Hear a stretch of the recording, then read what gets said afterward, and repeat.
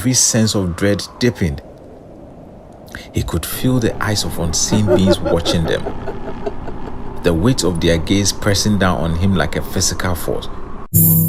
In a village of Nsawam, nestled between the lush green hills of the eastern region, a drum had always been the heart of every gathering. Its deep, resonant beats echoed through the village, calling people to ceremonies, celebrations, and important meetings. This drum, known as the every-year Chin Chin, was more than just an instrument. It was a symbol of unity, tradition, and the spirit of the village. But there was another drum, a drum shrouded in a mystery and fear. This was the ghost drum of Nsawam, an ancient relic said to be cursed, hidden away in the deepest part of the forest. The elders whispered about it in hushed tones, warning the young ones never to venture near it. The drum had once been played by the ancestors during a time of great turmoil, and it was said that its beat could summon spirits from the other world.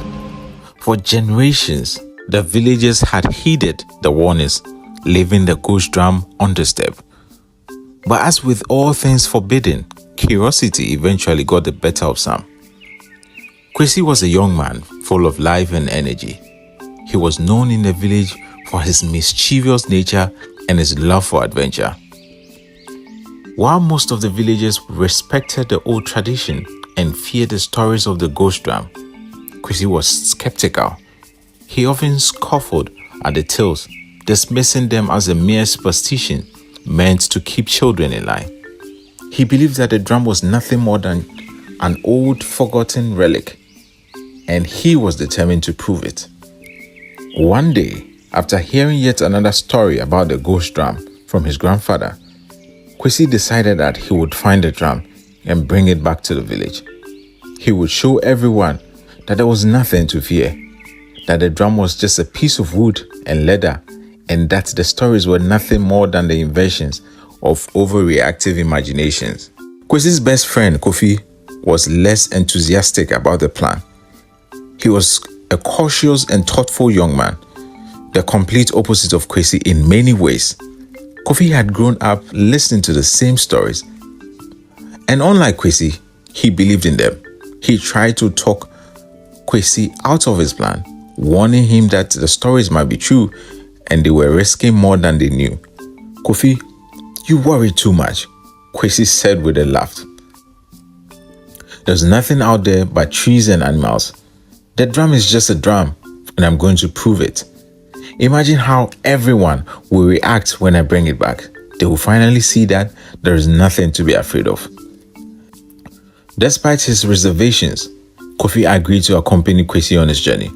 He couldn't let his friend go into the forest alone, especially when he knew the dangers that could be lurking there. So, one early morning, before the sun had fully risen, the two set off on the adventure with nothing but a few supplies and the determination to find the ghost drum. The forest surrounding Nsawam was dense and ancient. The trees were tall and thick, their branches intertwining to form a canopy that blocked out much of the sunlight. As Kwesi and Kofi ventured deeper, the air grew cooler and the sounds of the villagers faded away, replaced by the rustling of leaves and occasional call of a distant bird. Kwesi led the way, his steps confident and eager. Kofi followed closely behind, his eyes scanning the surrounding for any signs of danger. They walked for hours, the forest growing darker and more foreboding with each step. The path they were on was barely visible, overgrown with vegetation and twisted roots that threatened to trip them up. "Are you sure we're going the right way?" Kofi asked, his voice tinged with anxiety. "Of course," Kwesi replied, though there was a hint of uncertainty in his voice. "The drum is supposed to be in the heart of the forest, near the old baobab tree. We're getting close, I can feel it." Kofi wasn't so sure, but he kept his doubt to himself. He knew that once Kwesi set his mind to something, there was no change in it. As they continued, the forest seemed to close in around them. The trees grew thicker, their trunks gnarled and twisted, their branches hanging low like skeletal arms. The light that managed to filter through the canopy was dim and airy, casting long shadows that seemed to dance and move on their own. Finally, after what felt like eternity, they reached a clearing. In the center of the clearing stood a baobab tree, its massive trunk and wide spreading branches dominating the space. The tree was ancient, its bark cracked and worn with age, and there, at the base of the tree, was the ghost drum of Nsawam. The drum was larger than either of them had expected. It was made of dark polished wood, and its surface was covered in intricate carvings that depicted scenes of warriors, spirits, and rituals long forgotten. The leather stretched across the top was withered and cracked, but still intact. It looked as if it had not been touched for centuries. "There it is," Kwesi said, his voice filled with awe. "The ghost drum of Nsawam." Kofi felt a chill run down his spine as he looked at the drum. There was something about it that unsettled him, something that felt wrong. But before he could voice his concern, Kwesi had already stepped forward, reaching out to touch the drum. As soon as Kwesi's fingers made contact with the drum, a low, resonant hum filled the air. The ground beneath their feet seemed to vibrate, and the air grew thick with an oppressive energy. Kofi's heart raced as he felt the presence of something unseen, something ancient and powerful. "Kwesi, stop!" Kofi shouted, grabbing his friend's arm and pulling him back. "We shouldn't be here. This is wrong. We need to leave now." But Kwesi was entranced. He shook off Kofi's grip and stepped closer to the drum, his eyes wide with mixture of fear and fascination. "Do you feel that, Kofi? It's like the drum is alive. It's calling me." Kofi's sense of dread deepened. He could feel the eyes of unseen beings watching them, the weight of their gaze pressing down on him like a physical force.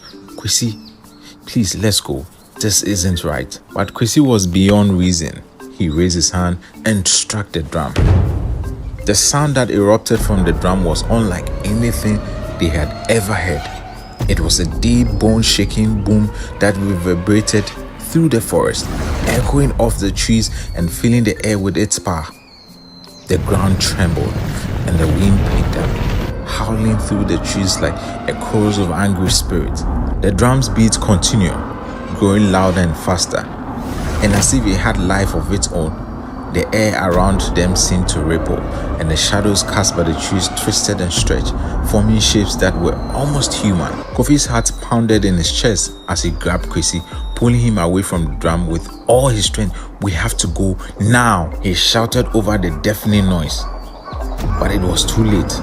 The drum's beats reached a fever pitch, and the shadows in the clearing coalesced into solid forms. Figures emerged from the darkness, their bodies twisted and ghostly, their eyes glowing with otherworldly light. These were the spirits that had been summoned by the ghost drum, and they were not pleased. Kofi and Kwesi stood frozen in terror as the spirit closed in around them. The air was filled with the sound of their voices, a cacophony of whispers and words that seemed to come from all directions at once.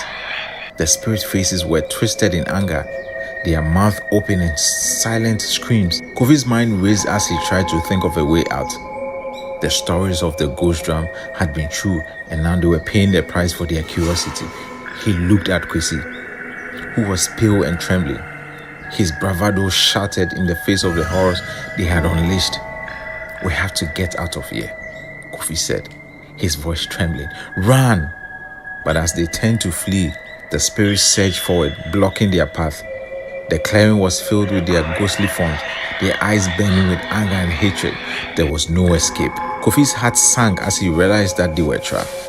The drum's beats continued, pounding in his ears like death knell. The spirit closing, their hands reaching out, their fingers like claws. Desperation took hold of Kofi as he searched for a way to appease the spirit, to undo the mistake they had made. He remembered the stories his grandmother had told him, stories of offerings and rituals meant to calm the spirits and send them back to the other world. "Kwesi, we have to make an offering," Kofi shouted, his voice filled with urgency. "We have to show them that we mean no harm." Kwesi looked at him, his eyes wide with fear. "What do we offer them?" Kofi thought quickly, his mind racing. The only thing they had was the drum itself, the very thing that summoned the spirits in the first place. It was a gamble, but it was the only chance they had. "We have to give them the drum," Kofi said, grabbing Kwesi's arm and pulling him towards the drum. "It belongs to them, and we have to return it." Together they lifted the heavy drum and placed it back at the base of the baobab tree.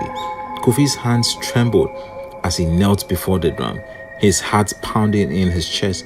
He didn't know the proper rituals or prayers, but he hoped that the spirits would understand their intention.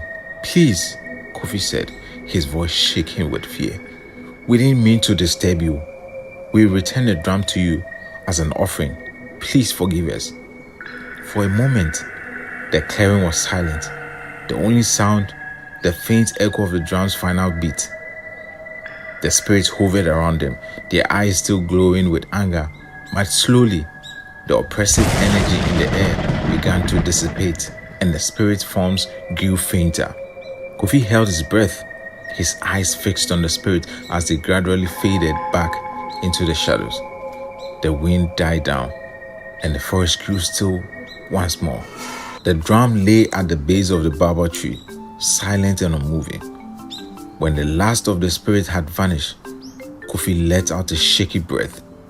Relief flooding through him, he turned to Kwesi, who was pale and trembling, his eyes filled with disbelief.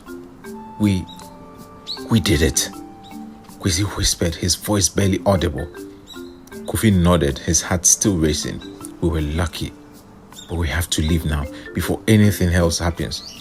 Without any word, they turned and fled the clearing, their footsteps echoing through the silent forest.